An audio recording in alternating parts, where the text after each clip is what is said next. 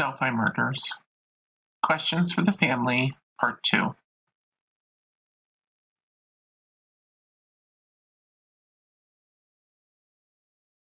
Falsus in uno, falsus in omnibus is a Latin maxim, meaning false in one thing, false in everything.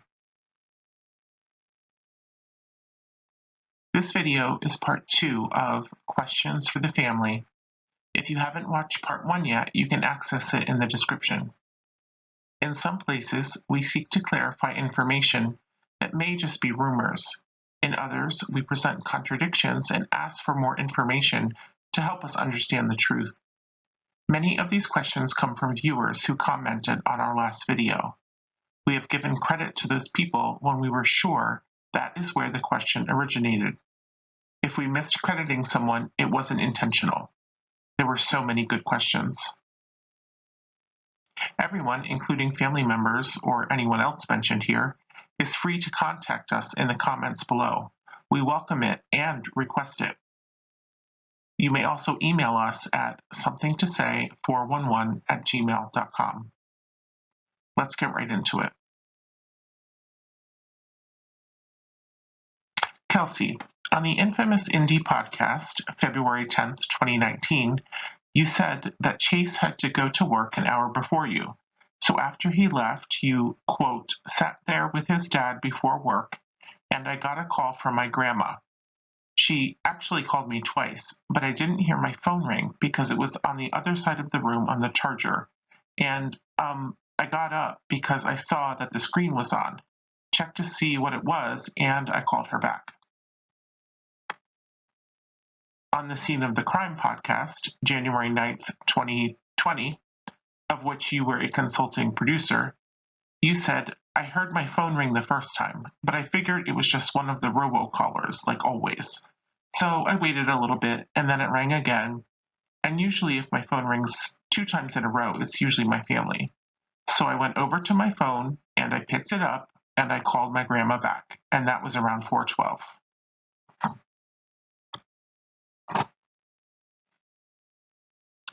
Between February 2019 and January 2020, you changed your story. Which one is true? Why this matters. Falsus in uno, falsus in omnibus.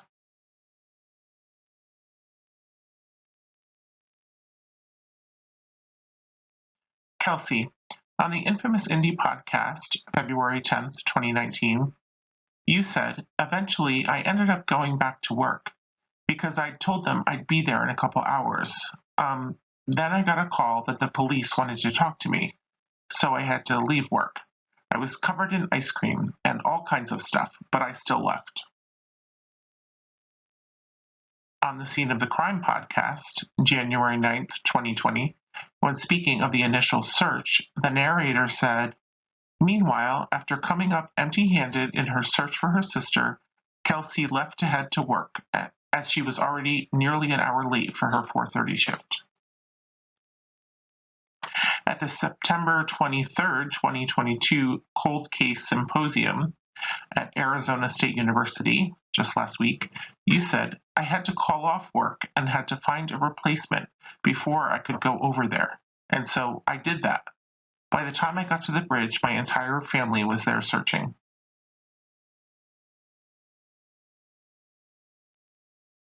Which one is true? Why this matters. Falsus in uno, falsus in omnibus.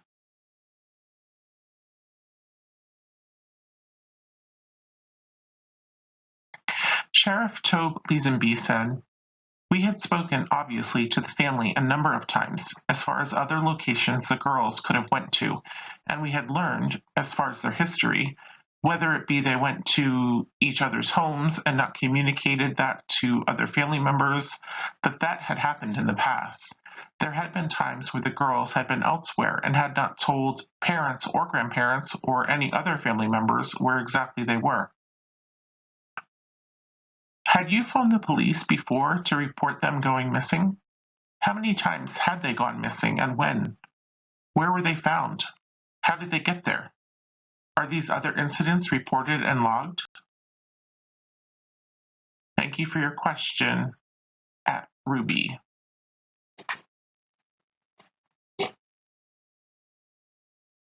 What, where, when are the last proof of life photographs or videos of Libby?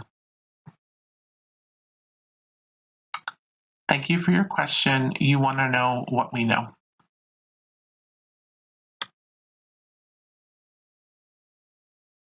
Mike, on the night of the 13th or early morning of the 14th, you told WLFI reporters that Libby's phone was, quote, pinging around town, end quote.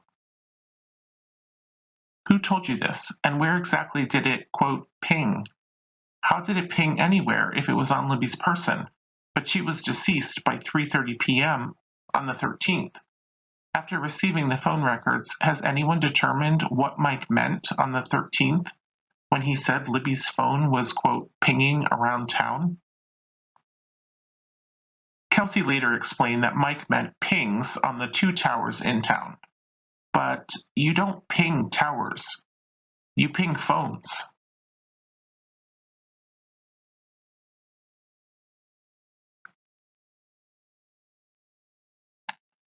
Whose ATV was Cody seen riding on the 14th? Did he have access to it on the 13th? Did he use it to search on the 13th with Kelsey? If so, where all did he or they ride?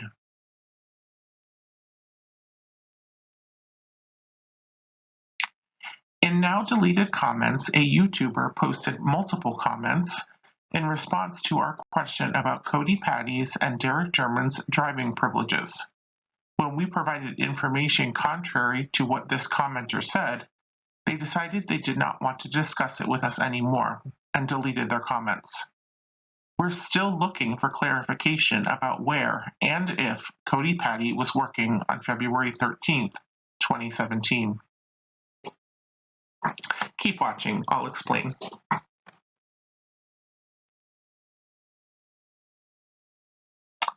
The first comment from this person, who will give an alias of Vance Muse to make it easier, was about if Cody was allowed to use his vehicle during this time period to go to work, and how he's sure searching for his sister would be allowed as well.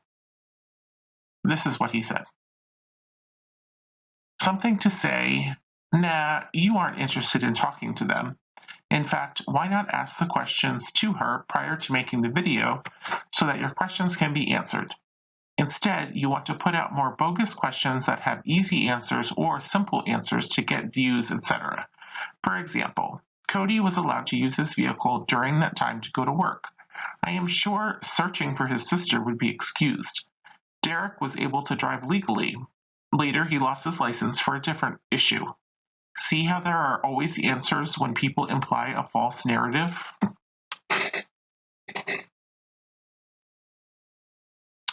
Yes, Vance Muse, we do see how there are always questions when people put forth a false narrative. Agree 100%. Let's keep reading. But before we do, Cody is spelled with a C, and Libby was Cody's niece, not his sister. We know it's confusing if you're not paying close attention to the details. Vance Muse then went on to say Cody's work release and corresponding driving privileges that he was granted were revoked for bad behavior, so he had to get the special driving privileges reinstated. Becky has all the answers, Vance says, and Vance has read them.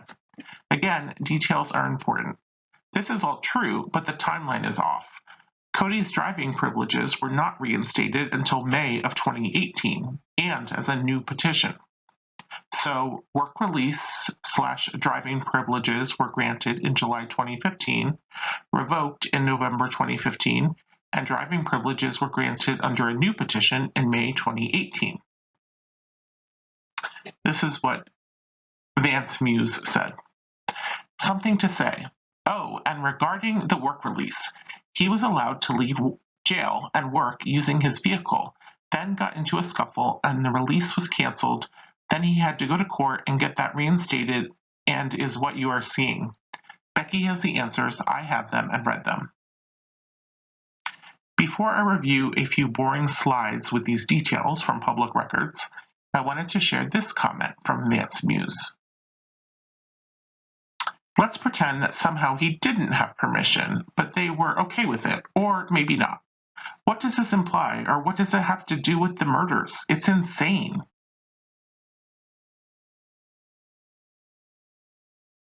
Vance Muse, we are so glad you asked.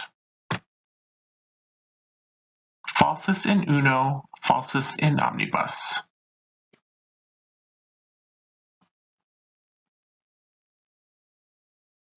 Okay, let's move on. If you don't care about these boring details or just would rather look the information up for yourself and skip this part, move ahead until you see a bright blue background and the next topic. Alternatively, to see this information for yourself, head on over to www.in.gov/courts/public-records, or simply Google Indiana Court Records and search for the name about whom you are seeking information.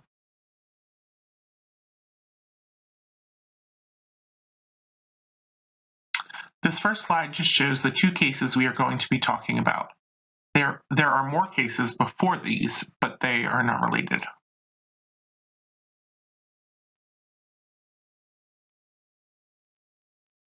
We will be starting with this one. State of Indiana versus Cody A. Petty.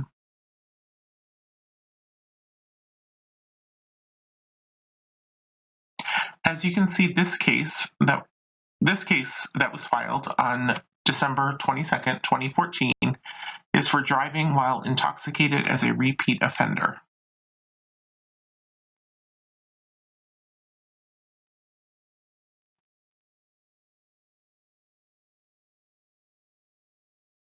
On December 23rd, 2014, the court ordered Cody to surrender his driver's license.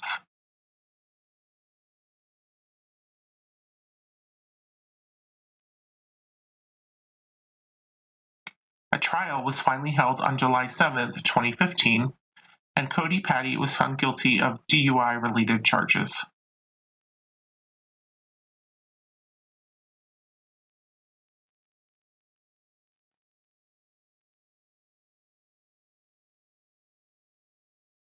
While awaiting sentencing, Cody started the work release program.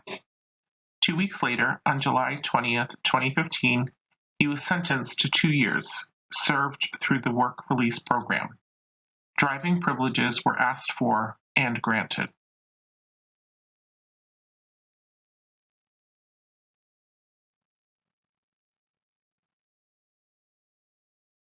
On November 17th, 2015, Cody was terminated from the work release program.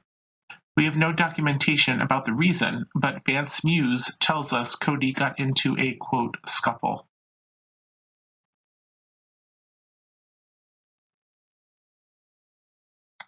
On November 19th, 2015, Cody admitted to the allegations against him. Again, we don't know the details, and the court determined he had violated the terms of the work release program. He was ordered to serve the remainder of his sentence, 456 days, in the Indiana Department of Corrections.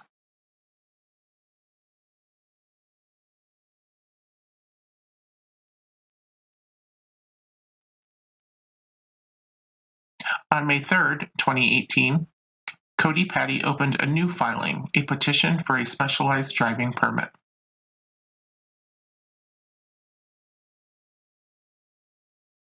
On May 11th, 2018, there was a hearing on the matter.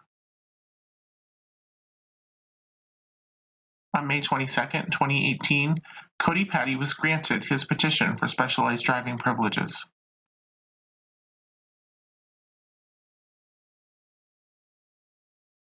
The specialized driving privileges were granted for 365 days and then would need to be renewed.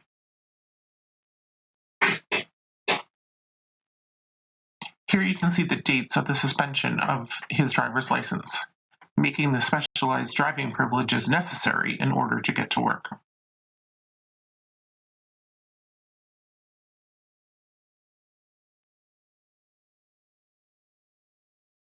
This order expired on May 22nd, 2019. On April 9th, 2019, a petition was filed to review the previous 365-day order granting a specialized driving permit. A hearing was set for May 17th. Note, this was more than 2 years after the girls had been murdered. Cody had been legally driving to and from work for almost 1 year.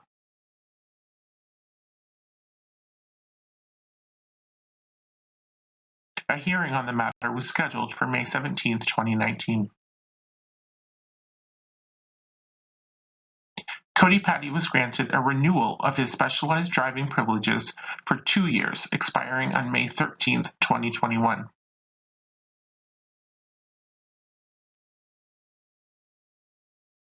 In 2021, he was granted a renewal of his specialized driving privileges for 3 years. From a review of these public records, we can see that Cody Patty has been driving legally to and from work since May 22nd, 2018.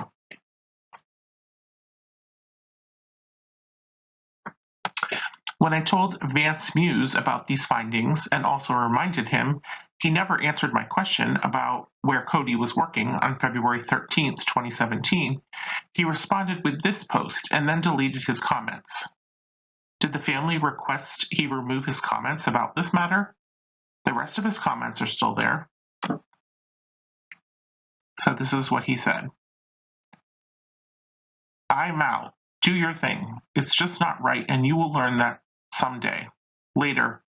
Consider what you are doing to the families when you put out crap like this.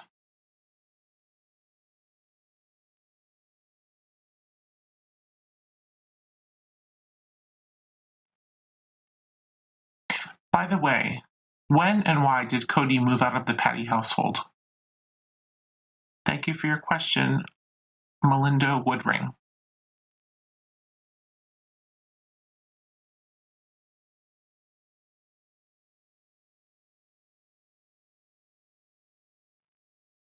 Who corresponded with Carrie Timmons on the morning of the crime via Libby's cell phone?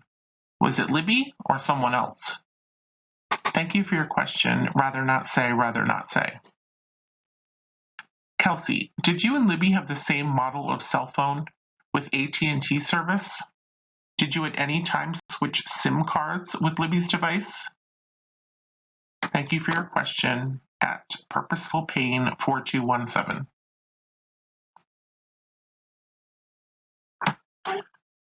At Candace P asks, on a Gray Hughes show, Kelsey said she logged into Libby's account and someone she knew had deleted some things. How did Kelsey know some things were deleted? Who was doing the deleting? What did the other person delete? How did the other person access Libby's account? Kelsey said she restored the missing item.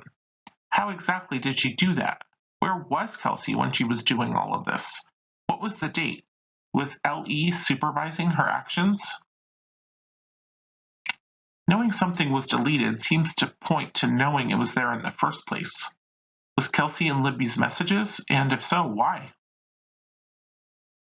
Sue Dennis adds, right. And how did she find out who deleted this stuff? Oh, but it was no big deal. Yet she had an argument with this person.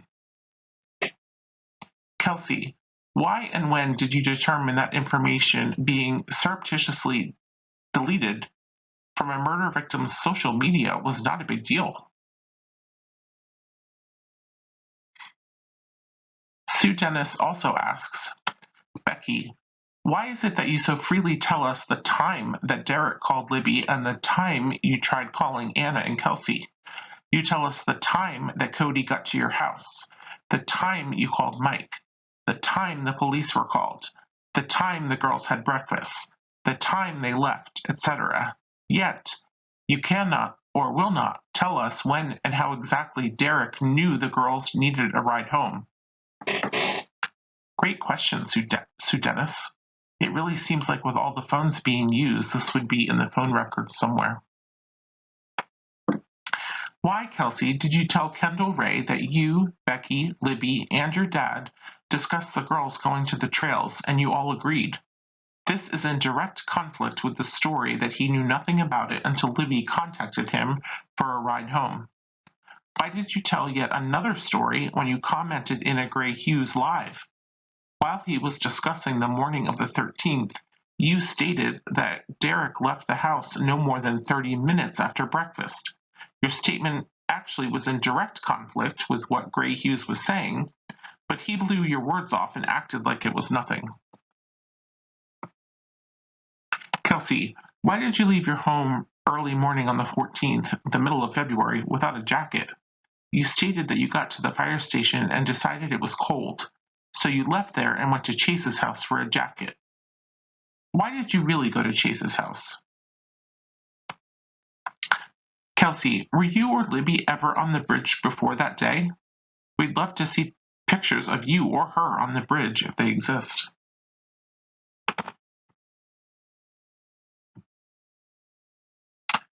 At Blondie22 asks, Mike, why were your arms scratched up when you were on stage during a press conference right after the girls went missing? If it was from searching for the girls, it would have been getting dark and cold. I would assume you would have been wearing long sleeves and a coat.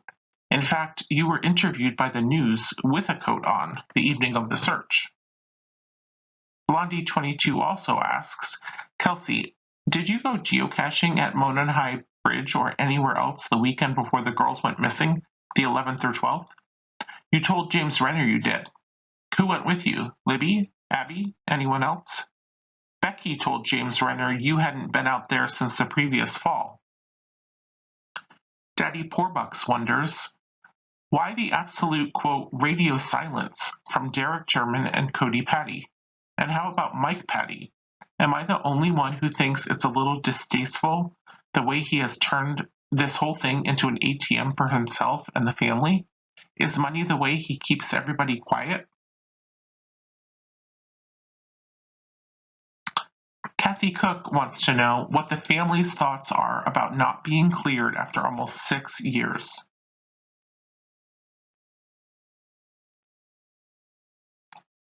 Ninja Warrior Assassin asks, Kelsey, when asked if you knew Anthony Schatz, why would you say, I wish?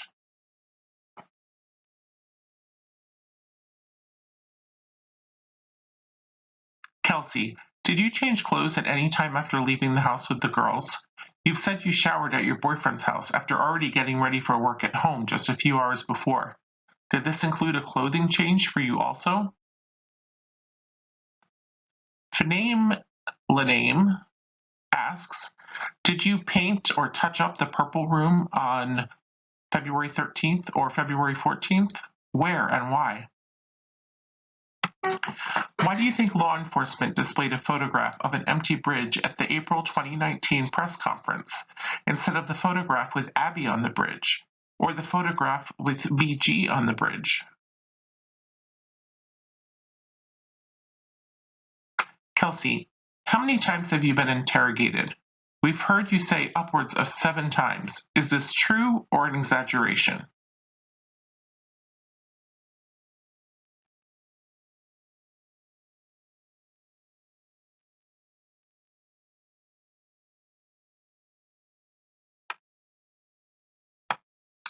You Want to Know What We Know asks, did Kelsey, Cody, Mike, or any other family members speak to or search Ron's property on the 13th? Did they knock on any doors in that area on the 13th? Who was Mike referring to when he said he asked Mr. Mears for permission to park at his property/barn on the 13th? Mr. Mears had passed away, so who did he speak with? Were both of Libby's shoes found together off her feet on the opposite side of the creek from the crime scene? Were they placed together or in different locations? In the early days, one shoe was said to have been found, quote, on the long driveway, end quote. One shoe. Who found it? Didn't Kelsey and Cody search Kay's driveway on the 13th? Did they walk to Kay's house too? If Libby lost both her shoes before entering the creek, how did one sock stay on her foot? Was the sock muddy? Were Libby's feet muddy? What sweatshirts are missing from Kelsey's collection? I'm sure by now you would have put in grueling hours to ascertain any facts to help the case. So which sweater slash jacket slash sweatshirt slash hoodie is unaccounted for? Why did Kelsey put Libby in a dark, almost black hoodie in her video game? What sweatshirt did Kelsey wear to the search? What is the significance of the purple hoodie on the HLN special?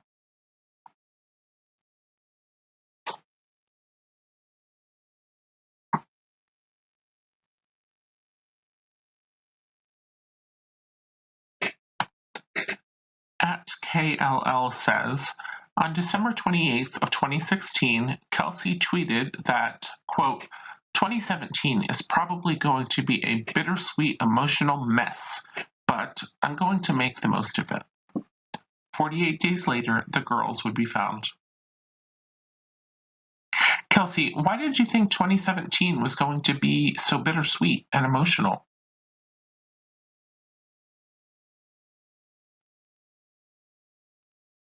Do you believe Indiana State Police Superintendent Doug Carter knows who committed this crime?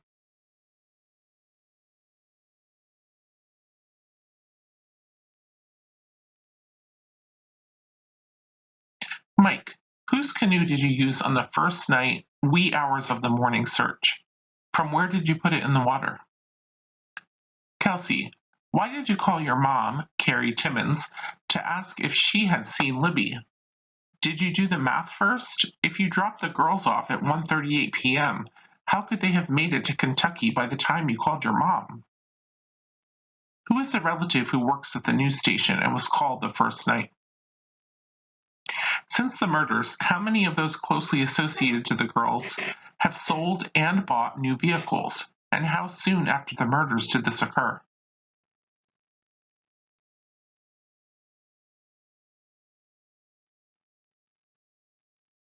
Becky, you told Gray Hughes that you have some videos of Abby and Libby that they made while goofing around the night of the 12th and 13th when they had their sleepover before going missing. May we see them?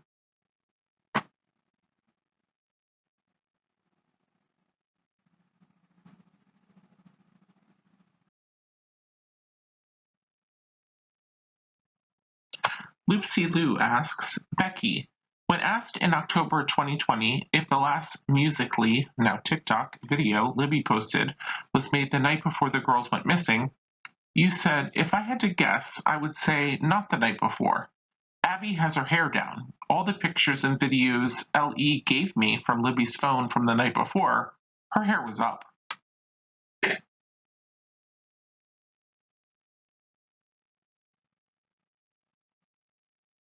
Then, early this year, someone posted a screenshot of the video and asked if the video was from the night before the girls went missing, your house that night, right? You replied, yes. Which is it? Was it an old video that was uploaded? Was Abby's hair up that night? Or was that video actually taken that night? Loopsy Lou further asks, why is it that I recently mentioned, as a comment on a YouTube video, Kelsey opening a photography business shortly after the murders, and within hours, the photography business page was deleted?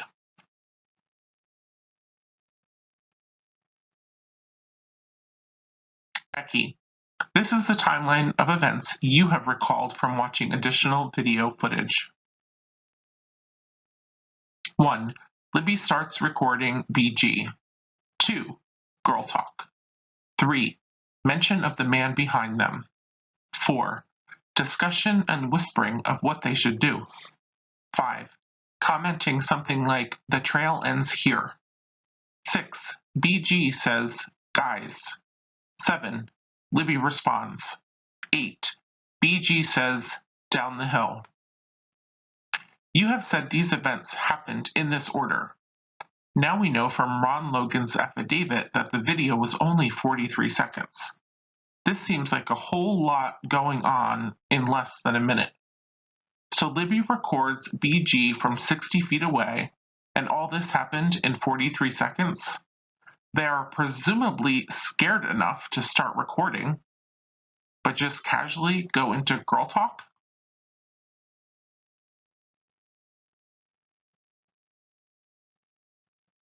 Are the girls actually seen at the southeast end of the bridge in the video?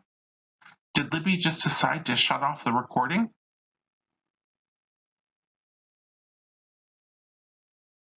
Thank you, Loopsy Lou, for these questions.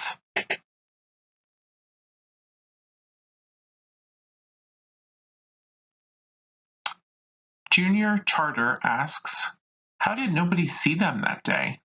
Derek supposedly walked up to the bridge and immediately ran into people. Becky has said that Derek was likely there at the moment of the murders. Yet no one saw the girls?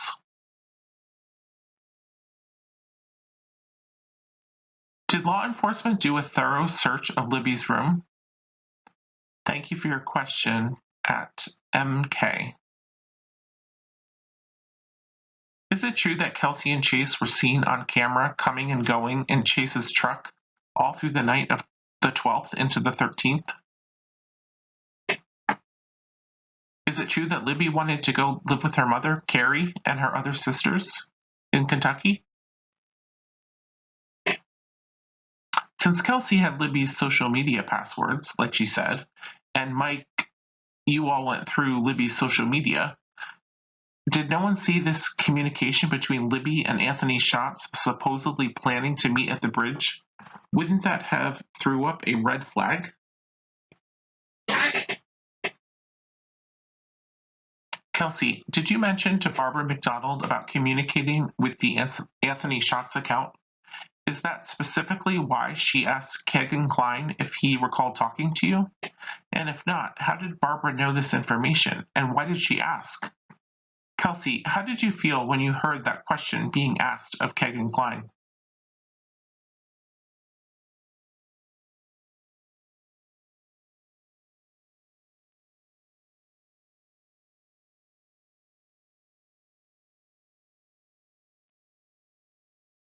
Kelsey, you said in your debunking video that this Facebook comment from Cody a few hours before the girls went missing referred to song lyrics, and that Cody sometimes does inappropriate things like this post.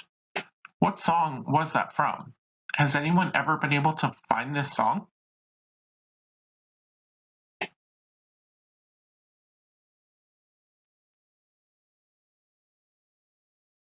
Mike and Becky, did you ever warn Libby about or prohibit her from walking on the bridge due to how dangerous it is? Was she permitted to be on the bridge? A question for any local Delphi residents who are watching. Prior to the murders, did you allow your children to walk on the bridge? Was it something you commonly did as a child yourself, with or without parental approval?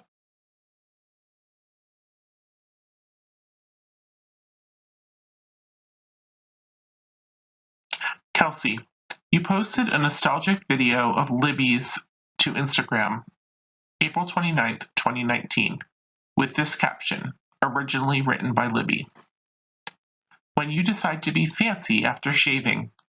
The video is of Libby putting lotion on her legs, and you can see her desk is up against her purple walls. When was that video taken? You tweeted on October 21st, 2019, about how your hairdryer blew up on you that day.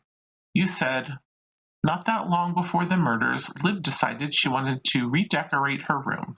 In fact, on February 14th, 2017, I remember walking in her room and having a seat on the floor. I leaned up against the wall and my clothes stuck to the paint that was still a little tacky.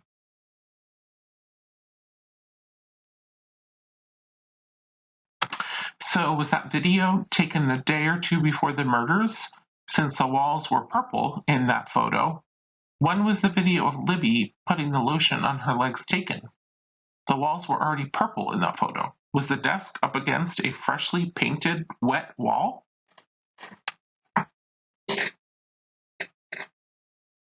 Falsus in uno, falsus in omnibus.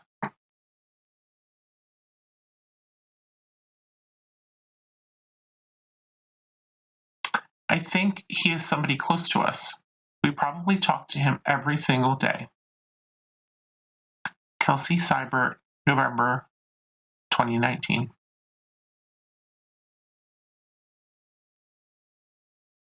Thank you for watching. If you have any comments, please put them below or email us at somethingtosay411@gmail.com.